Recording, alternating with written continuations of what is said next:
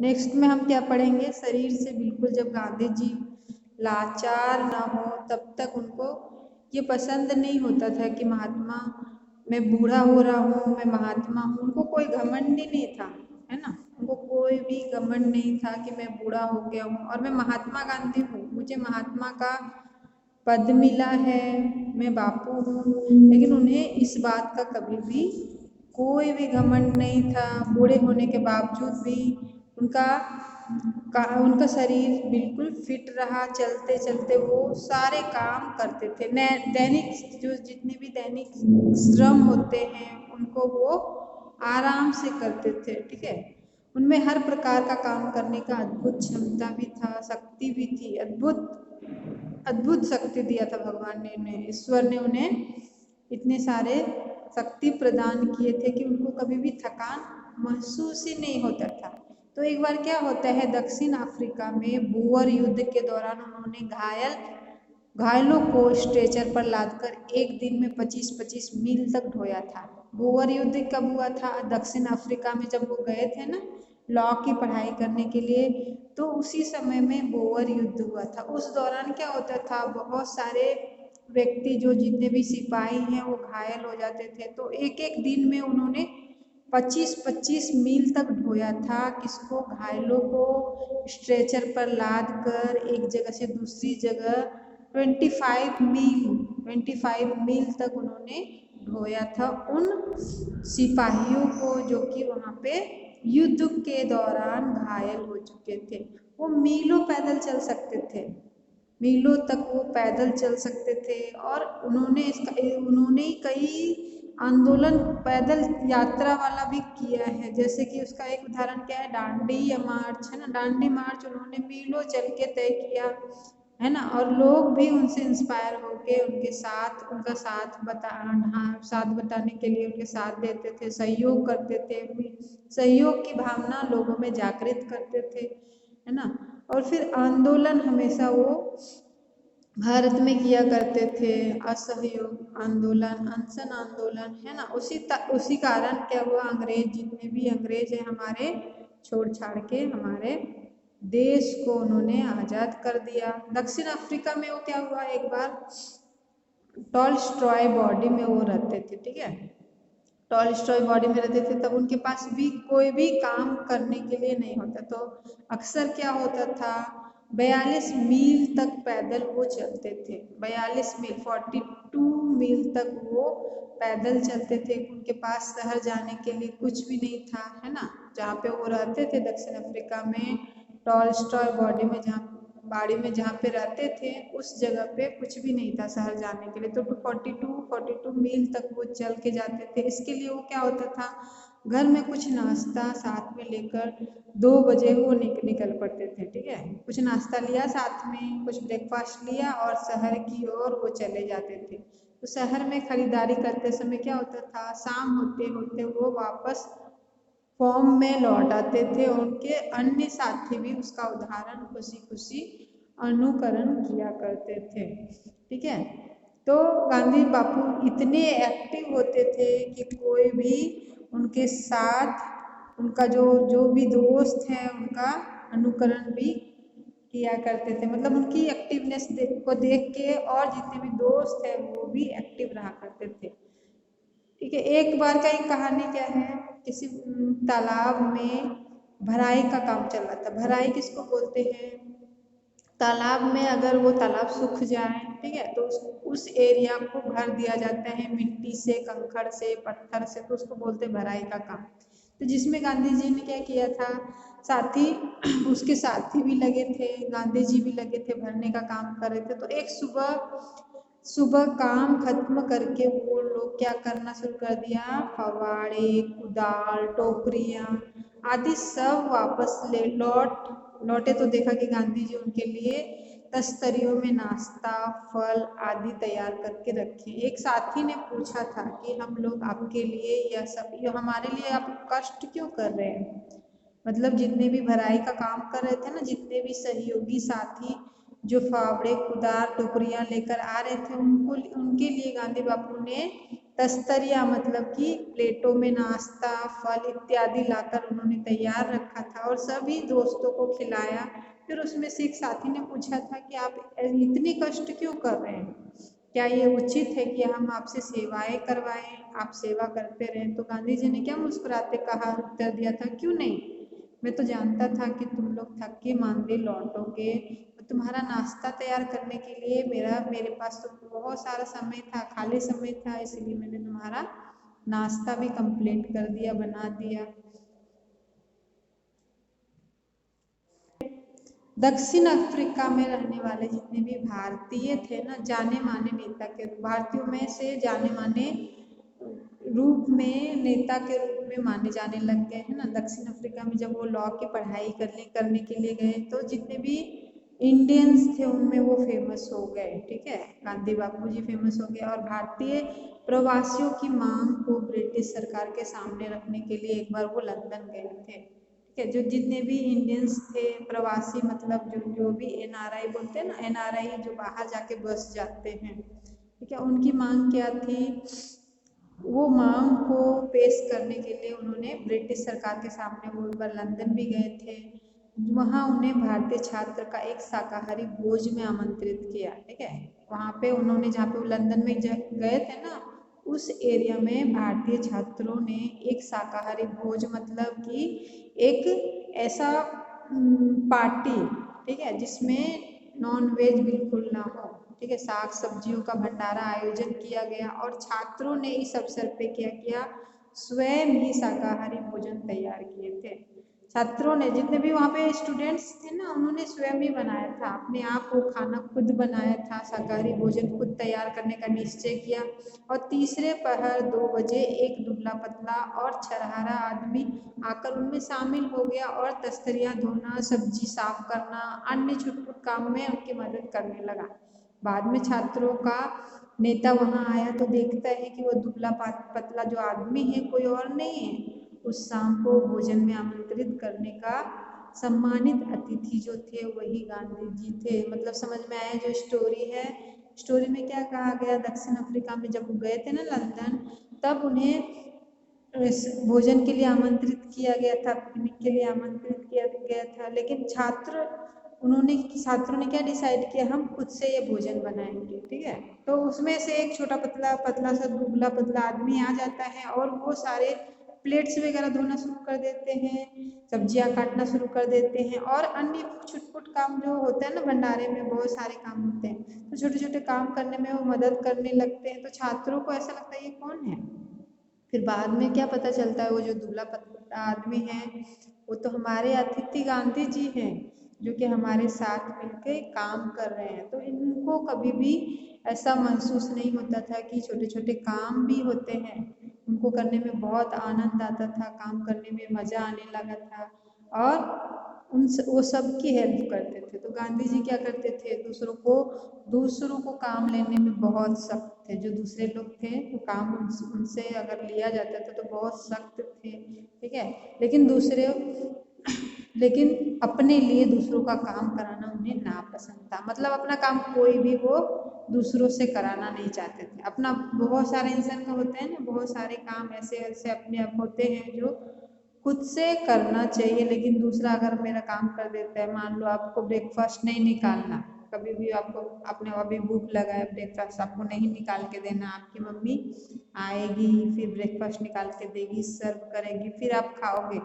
ठीक है, तो ये गांधी जी को बिल्कुल भी पसंद नहीं था कि कोई उनके लिए कोई ब्रेकफास्ट निकाल के दे, तो वो अपना काम खुद ही कर लेते थे। यहाँ तक कि ब्रेकफास्ट निकालने का काम, कभी खाना बनाने का काम होता है, कभी बर्तन वर्तन मांजने का, खा लेते थे खुद से, अपना बर्तन धो के रख देते थे, इतनी ज़्यादा एक्टिव थे। तो बच्चों आपको भी ऐसे ही एक्टिव बनना है, गांधी बापू से इंस्पिरेशन हो, प्रेरणा लेके ये सारे वर्क खुद से करना है, अपने सारे वर्क कंप्लीट करना है। नहाने के लिए कोई भी आपको नहलाने के लिए मम्मी या पापा नहीं जाएगा बाथरूम में, क्योंकि अब बड़े हो गए हो अभी, है ना, अभी सर्दी में कोई नहाना पसंद नहीं करेगा सुबह सुबह, तो खुद से नहाना है, बिना बोले ही नहा धो के तैयार होके रेडी रहना है, खुद से अपना भोजन सर्व करना है, खुद से अपने कपड़े इस्त्री करने हैं और तैयार होके कंप्लीट आपके वर्क करने हैं, कोई भी आपका काम नहीं करेगा। वैसे ही बापू जैसा भी आपको बनना है। तो लेसन का ये एम क्या होता है, बच्चों को वो सारे सीख देना जो कि खुद से करें। तो एक बार क्या हुआ था, राजनीतिक सम्मेलन में गांधी अपने डेरे पे लौटे तो रात हो गई थी। ठीक है, बहुत रात हो गई थी। सोने से पहले वो अपना फर्श खुद बुहार लेते थे। फर्श बुहारना मतलब झाड़ू लगाना। जब वो सोते थे उससे पहले वो चाहते थे कि नीट एंड क्लीन रहे, साफ सुथरा रहे घर, हमारा जो है चमकता रहे। ठीक है, वो सोने से पहले बुहार लेते थे, साफ सफाई कर लेते थे। और रात के 10 बज रहे थे तो कार्यकर्ता ने दौड़कर गांधी से बुहारी छीन ली, है ना। जो वहाँ पे काम कर रहे थे ना साबरमती के आश्रम में, जितने भी वर्कर्स थे, उन्होंने देखा ये क्या कर रहे हैं, गांधी जी यहाँ पे बुहार रहे हैं, मतलब यहाँ पे झाड़ू लगा रहे हैं। उन्होंने झाड़ू छीन लिया, बुहारी छीन ली कार्यकर्ता से।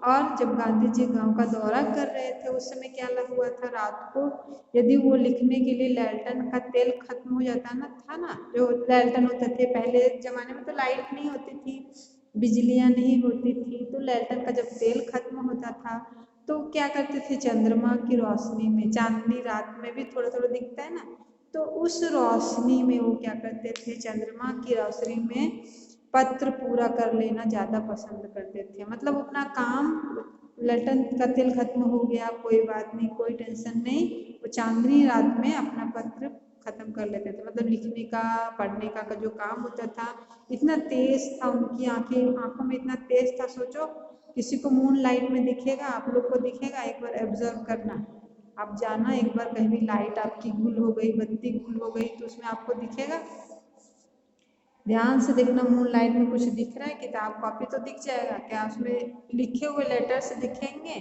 तो उतनी तेज उनकी आंखों में उतनी चमक थी, उतना तेज था कि वो चंद्रमा की रोशनी में अपना काम को वो पूरा कर लिया करते थे। ठीक है, ज़्यादा उन्हें पत्र पूरा कर लेना पसंद होता था। लेकिन सोते समय अपने थके हुए साथी को नहीं जगाते थे। जब वो सो रहे होते थे ना, सोते समय सोचते थे ये जो हमारा साथी है उन्हें जगाना बिल्कुल भी पसंद नहीं करते थे कि उठो जाओ और हमारे लिए ये ले आओ, वो ले आओ, कुछ भी उन्हें अच्छा नहीं लगता था। थका हुआ साथी है, सोने दो। ठीक है, उसके बाद है नौलक्खी पद यात्रा। नौलक्खी पद यात्रा जो है के समय गांधी जी ने क्या किया था, अपने शिविर में केवल 2 आदमी रखने की अनुमति दी थी। जो शिविर में उन्होंने कैंपिंग उन्होंने किया था, बस उन्होंने 2 ही आदमी को रहने की अनुमति दी थी। जो कैंप में, जो टेंट में वो रहा करते थे, बोलते थे बस 2 ही आदमी रहो, इससे ज़्यादा नहीं। इन दोनों को यह मालूम था कि खाखरा कैसे बनाया जाता है। इस पर गांधी स्वयं रसोई पर जा बैठते हैं और निपुण रसोइये की तरह उन्होंने खाखरा बनाने की विधि भी बताई। उसमें गांधी की अवस्था कितनी थी, 78 साल की थी, 78 साल, सोच लो। उस समय भी इतने एक्टिव थे, 78 ईयर्स के समय में उन्होंने जाके खाखरा बनाया, बनाने की विधि बताई और स्वयं घुस जाते हैं रसोई में और खाखरा बनाना शुरू कर देते हैं। ठीक है, जो दो शिविर के आदमी थे उन लोगों में आपस में चर्चा चलता था कि खाखरा होता क्या है, खाखरा बनाया कैसे जाता है, खाखरा गेहूं के आटे को कैसे गूंथते हैं, क्या क्या उसमें डालते हैं, कैसे कैसे उसे बनाया जाता है। उसको बेला जाता है पापड़ की तरह, बिल्कुल पतला रहता है, और उसको हम सेकते हैं, बिल्कुल कुरकुरा बनाते हैं। तो वो खाखरा जाके गांधी जी 78 ईयर्स में खुद से बनाना शुरू कर देते हैं। ठीक है, तो गांधी जी बच्चों को बहुत प्रेम करते थे। जो जितने भी छोटे छोटे बच्चे थे ना, उन्हें बहुत उनसे लगाव होता था अपने बच्चों को। वो जन्म के 2 माह से कभी भी अपने दाई को देखभाल करने के लिए नहीं रखते थे। मतलब जैसे छोटा बच्चा कैसा होता है, बिल्कुल नाजुक होता है। जो नवजात शिशु होते हैं, छोटे छोटे बच्चे होते हैं, उनको बहुत ही केयरिंग की ज़रूरत होती है। मतलब इतना केयर करना होता है कि उनका मालिश, उनका दूध, उनका सब चीज़, वो साफ सफाई पे बहुत ध्यान देना पड़ता था। तो माँ से ज़्यादा वो गांधी बापू खुद करते थे। 2 महीने में उनका केयर बहुत अच्छे से करते थे। जो दाई माँ करती थी, जो उनकी मम्मी करती थी, तो उससे ज़्यादा देखभाल वो खुद कर लिया करते थे।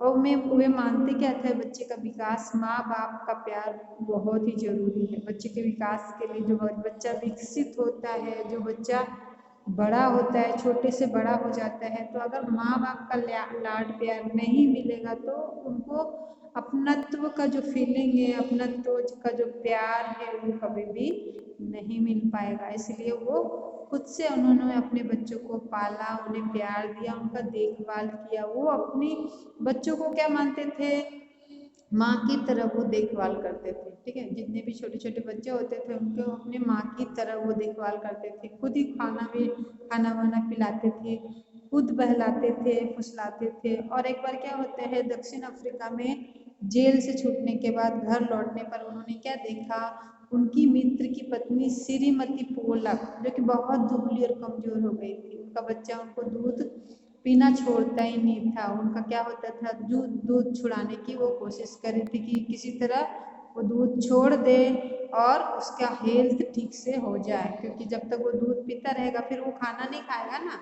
छोटा बच्चा क्या होता है, 2-3 साल, 1 साल तक वो दूध पीता है ना। तो जो पोलक थी, श्रीमती पोलक, वो थोड़ा बड़ा हो गया था, फिर भी वो दूध छोड़ नहीं रहा था और वो खाना बिल्कुल भी, फूड बिल्कुल भी खा नहीं रहा था। तो गांधी बापू जी ने क्या किया, उनका दूध छुड़ाने के लिए बच्चों को अपने पास उन्होंने रख लिया। ठीक है, छुड़ाना चाहते थे और अपने पास उन्होंने रख लिया और उनका देखभाल उन छोटे बच्चों की तरह किया जैसे एक माँ रखती है। ठीक है, उनको जितना भी वो रोना चाहे, जितना भी रोता था, फिर भी वो सह लेते थे और उनको घुमा घुमा के, खिला खिला के, बहला के वो खुद ही खाना खिलाना शुरू कर दिया। बहुत मेहनत करनी पड़ी है ना उनको। गांधी बापू को अपने हाथों में लेते थे, रात रात भर उसको घुमाते रहते थे और कभी कभी उनको क्या करते थे, खाना भी खुद से खिलाते थे। तो श्रीमती पोलक जो थी, उनके बिस्तर से वो अपने उस बच्चों को अपने लेके आते थे और अपने चारपाई पे लिटा के रखते थे और रात में उठ के उनको कुछ ना कुछ खाना खिलाते थे। तो इससे क्या हुआ, वो दूध छोड़ दिया और वो बहुत ही आभारी हो गई उसको, श्रीमती पोलक को। ठीक है, और यदि बच्चे को प्यास लगे, है ना, प्यास लगे, भूख लगे, तो वो खुद बहुत रोता था, तो चारपाई में वो आराम से देखते थे और चारपाई में उन बच्चों को देखभाल भी आराम से वो कर देते थे।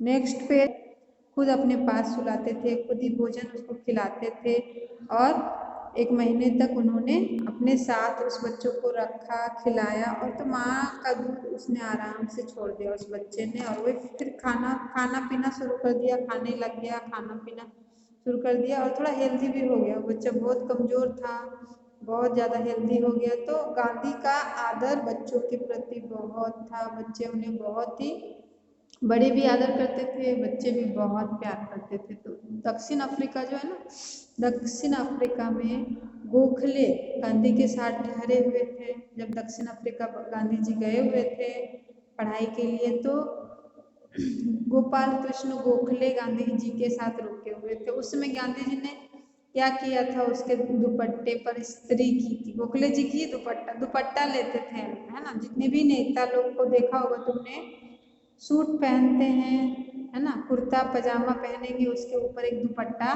जैसा रहता है साइड में, चादर जैसा। ठीक है, तो उसकी इस्त्री वो खुद ही कर देते थे गांधी जी।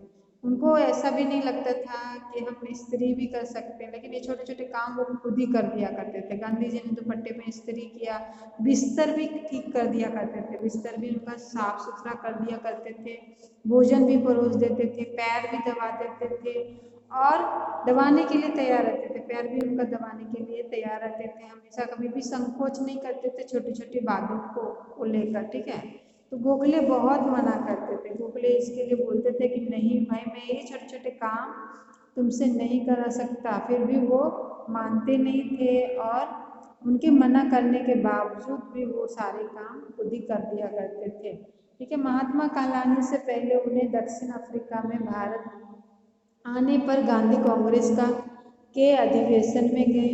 वहाँ उन्होंने गंदे पखाने भी साफ किए। मतलब जब महात्मा गांधी जी ना दक्षिण अफ्रीका से जब भारत आए ना, तो कांग्रेस, गांधी ने क्या किया था, कांग्रेस में ज्वाइन कर लिया, कांग्रेस पार्टी में उन्होंने ज्वाइन कर लिया। तो अधिवेशन मतलब वहाँ पे जब रैलियाँ होती थी या फिर कोई भी सभा होता था तो वहाँ पे बहुत सारे लोग आते थे, इकट्ठे होते थे, कुछ ना कुछ मीटिंग चलती रहती थी। तो उस अधिवेशन में क्या करते थे, बहुत सारे लोग जहाँ जमा हो जाएंगे तो लोग भी इकट्ठा होते, तो लैट्रिन वगैरह जो होता था, टॉयलेट, वो बहुत गंदा होता था। तो उस परिस्थिति में उस समय गांधी जी टॉयलेट भी साफ करने में हिचकते नहीं थे, वो भी साफ कर दिया करते थे। उन्होंने बड़े कांग्रेसी नेता से पूछा, क्या मैं आपकी सेवा कर सकता हूँ? नेता ने कहा, मेरे पास बहुत से पत्र इकट्ठे हुए थे जिसका जवाब देना है, मेरे पास कोई भी कारकुन नहीं है जिसे यह काम दूं, क्या तुम यह काम करने के लिए तैयार हो? गांधी ने कहा, जरूर, मैं ऐसा कोई काम करने के लिए तैयार हूँ जो मेरी समर्थ से बाहर ना हो। यह काम उन्हें थोड़े ही समय में समाप्त कर डाला। उन्होंने उन नेता की कमीज की बटन लगाना भी शुरू कर दिया, मतलब लगाना भी चाहा तो अन्य सेवाएं मतलब खुशी से करते थे, लैट्रिन भी साफ कर दिया करते थे। और जितने भी लोग थे वहाँ पे, तो उन्होंने उनके काम को देख के वो हैरान थे कि ये इतना मतलब इतना एक्टिव भी हो सकता है कोई व्यक्ति, है ना, इतना बूढ़े होने के बावजूद इतने इतने छोटे छोटे वर्क वो बिल्कुल भी सफाई से अच्छे से कर देते थे, ठीक है। और उन्हें कभी भी कुछ भी शर्म नहीं हुआ किसी के सामने। और गांधी जी बापू जी ऐसा कहते थे कि मैं हर काम करने के लिए तैयार हूँ, कोई भी काम मेरे लिए छोटा, कोई भी काम बड़ा नहीं होता है। मैं मीटिंग लेने से घर के छोटे छोटे वर्क को मैं कम्प्लीटली करता हूँ और भी परफेक्टली कर सकता हूँ। तो मुझे ये खुशी देता है, मैं काम करता हूँ ना तो मुझे इससे खुशी मिलती है और मुझे एक तरह से सेटिस्फेक्शन भी मिलता है कि मैंने ये कंप्लीट कर दिया, जो काम है उसे मैंने कंप्लीट कर दिया। जब कभी आश्रम में किसी सहायक को रखने की आवश्यकता होती तब गांधी जी ने क्या कहा, हरिजन को रखने का आग्रह करते थे। उनका कहना था कि नौकरों को हम वेतन भोगी मजदूर नहीं, वो अपने हमारे भाई के समान है। तो हरिजन किसे कहा गया, हरिजन वो लोग जो हरि का जन है, ठीक है, हरि के जन को हरिजन कहा जाता था।